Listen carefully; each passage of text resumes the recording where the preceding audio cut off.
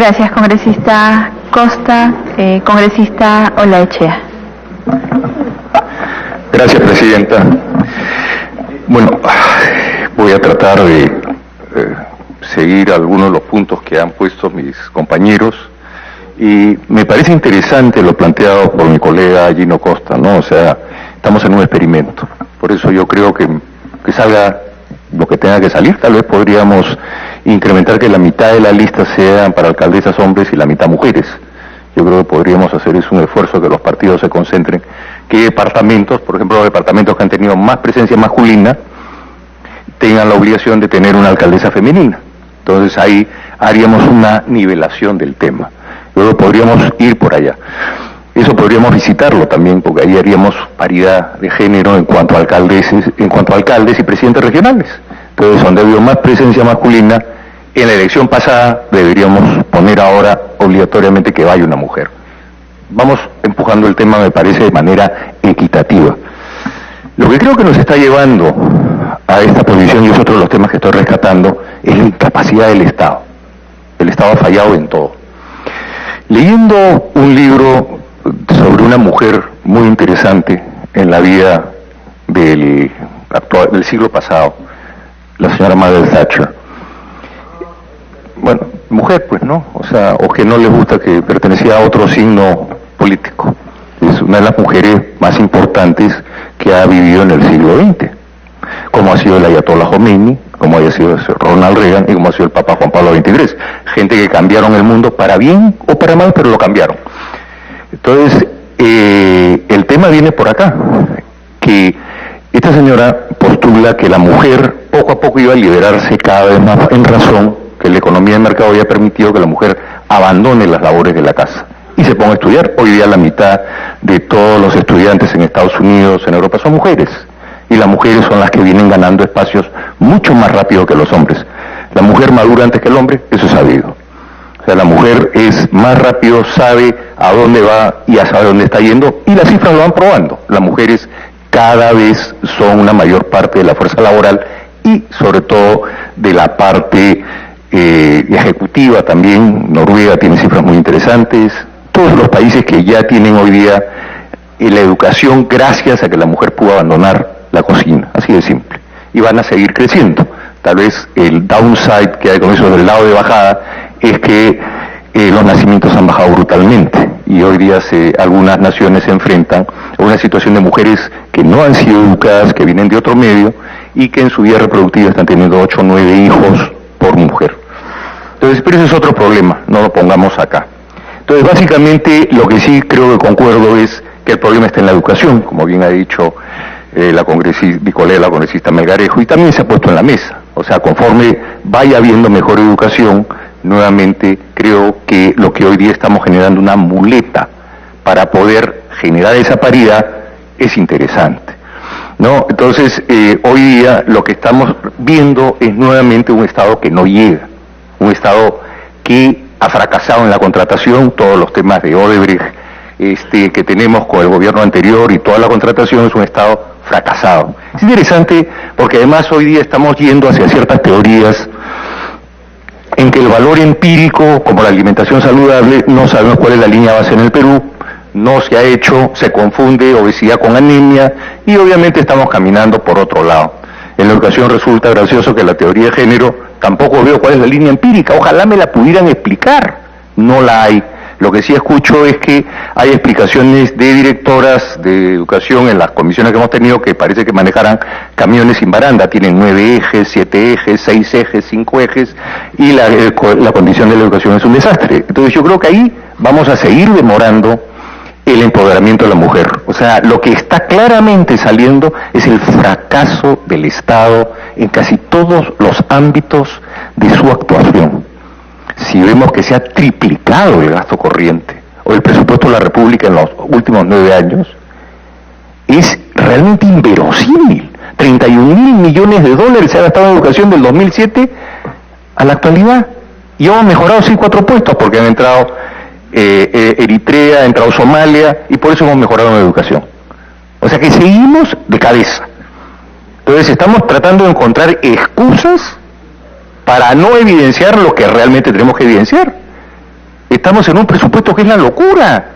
Y la plata vuela por todos lados y no funciona nada. ¿Seguridad funciona? No. ¿Funciona salud? No. ¿Funciona educación? No. Entonces el problema que estamos teniendo es generando una muleta. ¿Seguridad? Definitivamente no.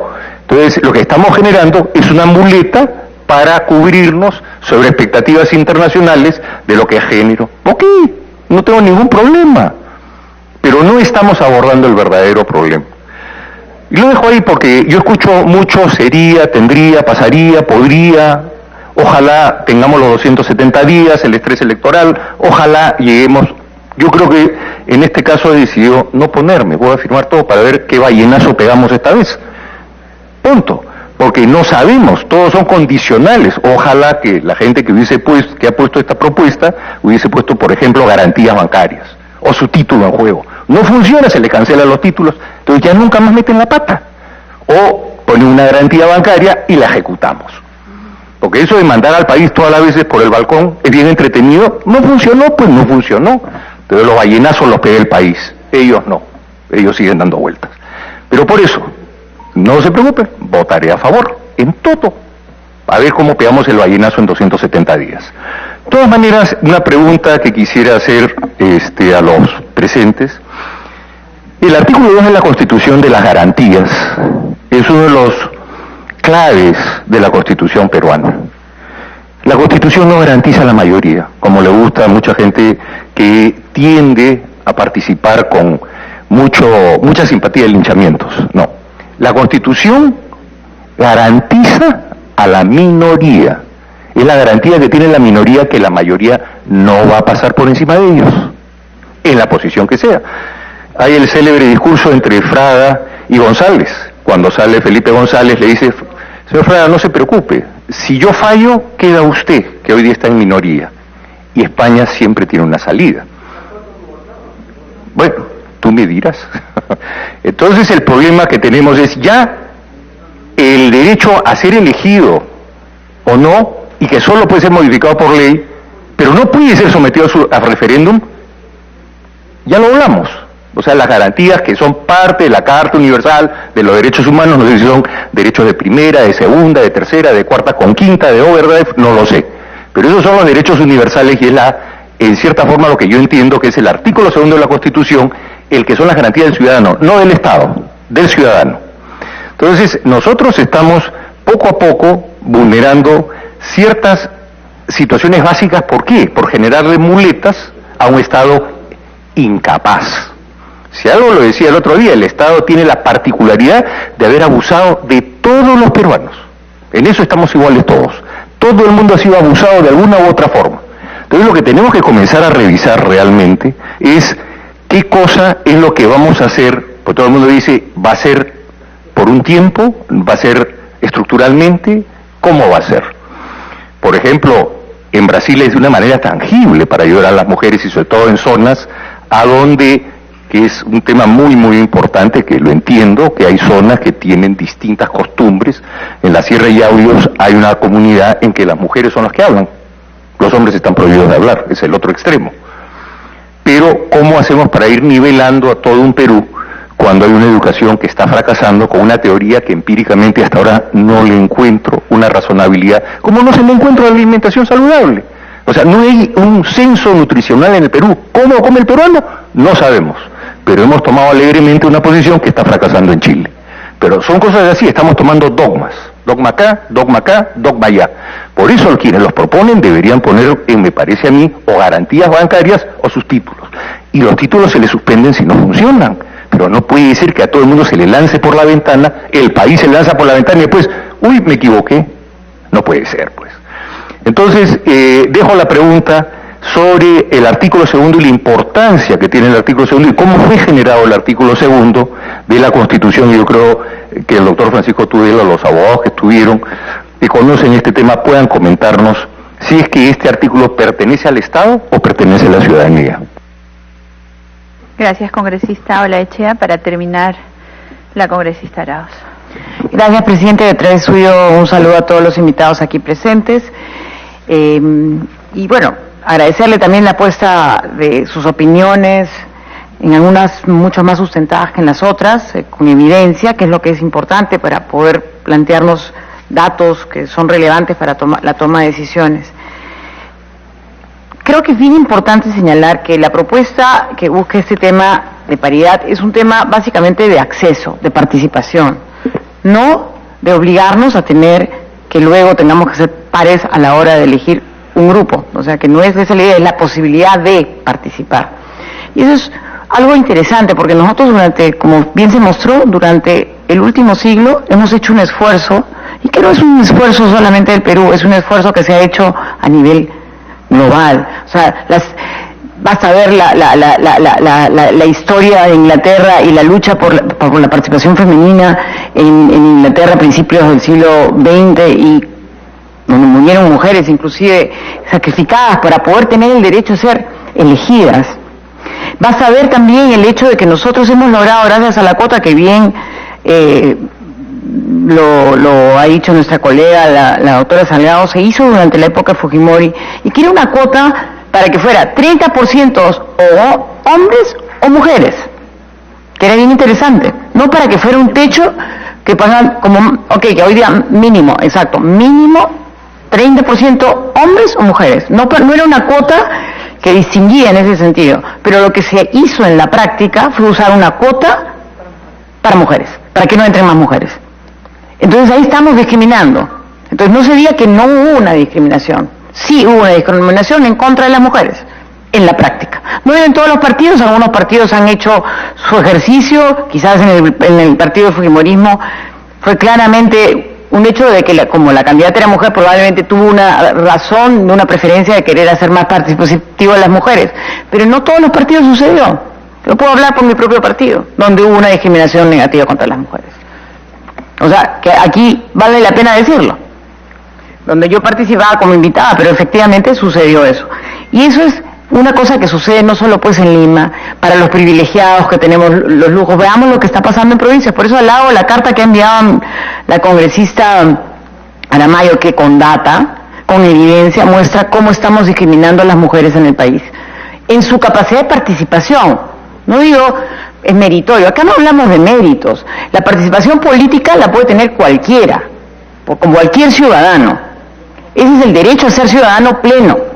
No tiene que ver si estudió o no estudió en una universidad o si hizo una carrera, porque eso no está en nuestra legislación. Acá todos tenemos los mismos derechos. Entonces, en ese sentido, hacer que ese derecho sea justamente distribuido, para decirlo, es simplemente permitir el acceso. Permitir el acceso para que haya esa igualdad de oportunidades. No significa que después las mujeres van a defender los temas de género. No es necesario. Yo estoy aquí en el Congreso no para defender los temas de género necesariamente, aunque hice un proyecto de ley que fue aprobado sobre igualdad salarial. Pero mi tema es económico. Yo defiendo los temas económicos, pero ¿qué hace el hecho de que yo defienda los temas económicos en el Congreso y me preocupe por una economía liberal en el Congreso sobre temas económicos? Muestro que hay la posibilidad para las mujeres de hablar de temas de economía. Me tocó ser la primera mujer ministra de Economía y Finanzas en el Perú. La primera mujer en casi 200 años. Esto fue hace 10 años casi. La primera mujer. Me siento súper orgullosa de haber sentado un derrotero. Un derrotero. Y sí me costó porque había discriminación. Lo primero que pasó cuando yo fui ministra, y estaba mi amiga Cecilia Bácula de ministra de Cultura, todavía no está, estabas en el INC, el Instituto Nacional de Cultura. Lo primero que se hizo fue decir que yo no podía ser ministra de Economía y Finanzas. ¿Por qué? Porque era una mujer, y como mujer iba a ser light, ligera. Iba a ser la mujer que cambiaba de carteras, y no iba a poder manejar el presupuesto de la República. Era un estereotipo clarísimo, contra mí, pero no contra mí, contra las mujeres. Soy una mujer que ha estudiado, que tengo estudios doctorales de economía. Venía de ser ministra de varias carteras, pero sí, por eso mismo me decían que iba a hacer lo que le diera la gana al presidente. No era así, cumplía mi función, tenía la capacidad de ser profesional y hacerlo bien. Y creo que lo hice bien también. Mantuve un equilibrio fiscal adecuado, mantuve el crecimiento económico a pesar de la crisis internacional. Y logramos algunos proyectos importantes de inversión pública. Lo que quiero señalar con eso, ¿Qué hacemos las mujeres cuando podemos entrar al Congreso? Las que hemos tenido el privilegio de gozar de los votos. Mostrar y cambiar estereotipos. Cambiar estereotipos y decirle, no solo los hombres hablan de economía, también las mujeres podemos hablar de economía. Y defenderlo a cabalidad. Y eso es una diferencia. Porque antes no podíamos participar, no podíamos hablar. Pero, ¿qué hacemos si no le permitimos ese acceso? Cuando una mujer está en condiciones, y no porque viene de un país como el Perú, que es pobre relativamente hablando, que hemos reducido de manera importante la pobreza, pero si nosotros no le permitimos a esa mujer que está en el campo, que de repente podría representar una lideresa del campo, mostrar su capacidad al mundo y al Perú, no le podemos dar esa oportunidad, porque tendríamos un problema serio. Esa mujer puede representar ideales de su comunidad que son valiosas, pero probablemente no se lo damos porque alguien en el partido decide que no, porque la señora es campesina y no debería estar. ¿Puedo terminar y después lo doy si me permite, señora presidenta, ¿no? Entonces creo yo que es importante mostrar el derecho de que las mujeres podemos ser ejemplo, y no porque tuvimos el privilegio, sino porque estamos en la posibilidad. Nadie nos está ayudando con esto. Esto no es una ayuda, es darnos otra vez la posibilidad de ser iguales ante la sociedad. Esa es la única cosa. Esto no es ayudarme. A mí no me están ayudando con eso. A ninguna mujer le están dando un empujoncito. Acá a las mujeres le estamos dando el derecho, que se lo estamos negando. Y ese es el propósito de hacer una cláusula de paridad. Una paridad que la podemos conversar. Yo sé que aquí no es el momento de hacer el debate de cómo lo vamos a hacer, de qué manera, cómo va el proceso. Creo que hay que hacer ajustes a la propuesta que ha venido el Ejecutivo, y ajustes pueden hacerse. Pero lo que no podemos decir es que esto no es una fórmula ideal de mostrar a las mujeres caminando hacia adelante. Son compromisos además que hemos hecho en nuestro marco de compromisos internacionales cada vez más activos. Y dentro de ese marco está lo que mencionó la congresista Luz Salgado, por ejemplo, en el tema de su participación de ella misma en 1995 en Beijing, cuando comenzaron a hablarse de estos temas con mayor profundidad, y donde a partir de ahí se comienza a hablar cada vez más de los derechos de las mujeres. Estoy segura que con eso también habría más una reducción de las resistencias de las propias mujeres de participar en política, porque hoy día es evidente que hay violencia política también contra las mujeres, y varias de nosotros hemos sido víctimas de eso. No solamente las señoras del fujimorismo digan verdades, y lamento que muchas veces se lo han hecho a colegas como la congresista Bartra, pero a mí también me las hacen. Todas las mañanas leo insultos en el Twitter, pero con temas de género, con temas referidos al tema de la participación de las mujeres. Tú cállate porque eres mujer. Eso es lo que tenemos que cambiar. Eso es lo que tenemos que cambiar. Porque no es un tema solo partidario, como digo, es un tema que a todas nos afecta. Y en ese sentido creo que tenemos que cambiar esas miradas, y la única forma de animar a las mujeres a participar en política es diciéndole: ustedes van a ser reconocidas por su pleno derecho. Probablemente las acciones afirmativas normalmente se hacen con un propósito temporal, no es la idea de hacerlos permanentes, porque la idea es que cada vez más, ya una vez estando en la participación, no necesitamos que nos hagan ese espacio de derecho adicional, porque ya naturalmente se va a dar. Por eso es necesaria la acción afirmativa. Y acá, es la población que es más de la mitad, 50.8% de la población, que requiere ser claramente representada. 50.8, eso somos nosotras. Nos han puesto ejemplos interesantes. La señora Thatcher, por ejemplo. Sí, es verdad, la señora Thatcher fue la primera ministra de un país desarrollado como lo que es Inglaterra, y sin embargo, cuando uno ve la historia de la señora Thatcher, tuvo que hacer montones de sacrificios como mujer, y ser aceptada fue complicadísimo, y se quedó además, y lo digo por experiencia, con una etiqueta de representar la masculinidad dentro de la mujer. O sea, cuando uno es una Thatcher, como me la ponían en los periódicos, es una persona dura, es mala, es masculina, no tiene piedad, y perdemos nuestro lado femenino, que es lo interesante de lo que podemos contribuir con nuestras miradas femeninas a la política, a la actividad productiva, en fin, a todos. En cambio, por ejemplo, puedo mencionar a otra gran política internacional, Madeleine Albright. Madeleine Albright fue la secretaria de Estado, digamos, la canciller en los Estados Unidos, una mujer que se ponía siempre un pendiente, un prendedor en el pecho, mostrando vidrios rotos. Y es una cosa muy interesante lo que hacía Madeleine Albright con eso. Con Madeleine Albright lo que mostraba es que había que romper ese techo de cristal. Y ese techo de cristal que no lo ven, pues, porque no lo ven. El techo de cristal lo tenemos. Ella se ponía todos los días esos prendedores, cambiaba de prendedores, todos eran vidrios rotos para mostrar que había que romper ese espacio de limitaciones a las mujeres. Y eso es lo que queremos hacer acá, romper ese techo de cristal. Romper ese techo de cristal porque, si bien nosotros hemos sido algunas de las pocas privilegiadas que podemos llegar a este lugar luchándola, también muchas de nosotros hemos vivido con ese tipo de barreras. Y yo lo digo por experiencia propia. Entrar a trabajos donde no puedo negociar con información clara sobre cuáles son los niveles salariales para el mismo grado de trabajo que uno tiene.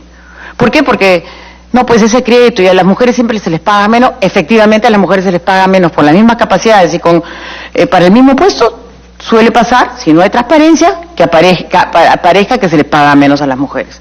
Pero las mujeres no sabemos negociar, probablemente porque hay pues prejuicios por el lado de los que nos contratan y también por el lado de nosotras mismas, que no nos queremos defender en el sentido, o no sabemos negociar diciendo, estos somos nosotros y nos deben reconocer nuestros valores.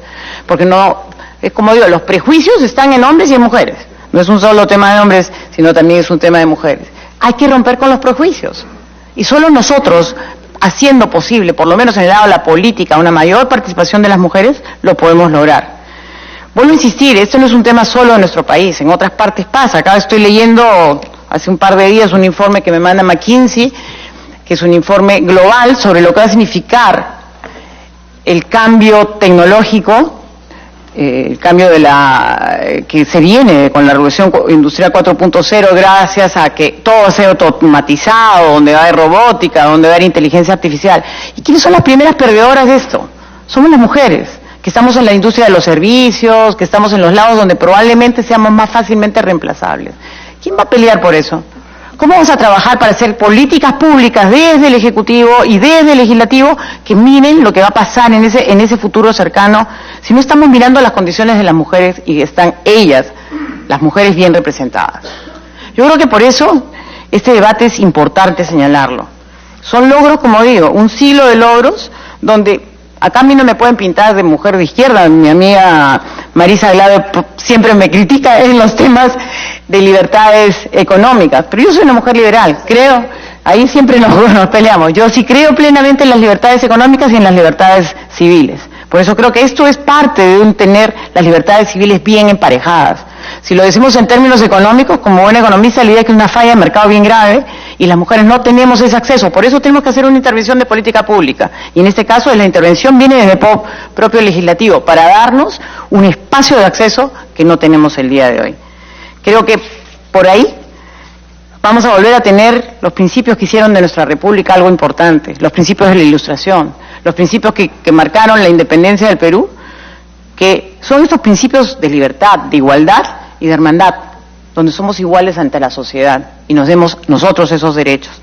Creo, señora Presidenta, con toda la buena voluntad, hay opciones para hacer esto de una manera más suave, más flexible, como planteó Miguel Ángel Torres hace un rato, ver fórmulas para llegar a consensos, progresivas, parciales, en fin, varias opciones estamos siendo estudiadas, que sea principalmente en las primarias, donde yo creo, o preprimarias, para los casos donde se ha acordado que sea solamente preprimarias para los partidos que van a ser existentes. Quizás sea una opción verlo ahí y no ya en la elección general, porque ahí podría ser más complicado el proceso. Creo que lo deberíamos ver en ese lado donde justamente se da la posibilidad de adelantar lo que es el voto preferencial. Esa es una opción que yo creo que deberíamos estudiarlo aquí en la mesa, señora Presidenta. Pero si tenemos la paridad y la alternancia y la participación de nosotros, por lo menos en los primeros tercios, donde vemos normalmente la escasez de mujeres participando, creo que daríamos un avance para nuestra sociedad, señora Presidenta. Si me permite, la congresista Melgarejo me ha pedido una interrupción y la segunda interrupción la congresista Alcorta. Muchas gracias, señora Presidenta. Gracias, congresista Arauz. Congresista Melgarejo para la interrupción. Gracias, congresista Arauz. Gracias, presidenta. Presidenta, solo